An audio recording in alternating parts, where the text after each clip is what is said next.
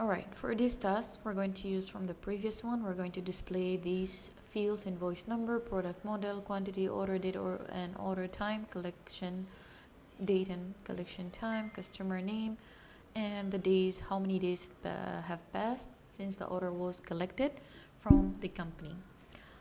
For that, we're just going to make a query again and add all these fields, and then we're going to create a field which is going to calculate the number of days since the day it was collected. Okay, so we're going to say it's going to be days, or you can give it another meaningful name. We're going to use the function now minus collect date, and again collect date is going to be between square brackets. So let's check it. Okay, so let's get back again over here. The thing is, we need to make it into a fixed number or standard number and 0 decimal places. So for that, we can go to right click on properties, or there is one way we can do it, which is going to add them with the integer function. Let's put them all. The answer should be integer.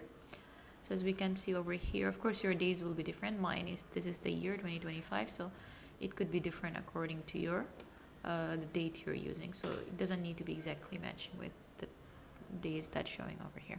After that, you're going to save it and you're going to make it into a query.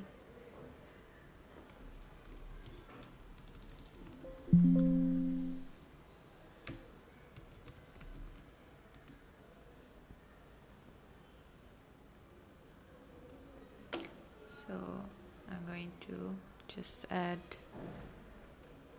the task and finish it, and that's the end of our report. Just a bit of adjustment and I will show you the final picture. So that is the final of the report. Let's move to the next activity or next task.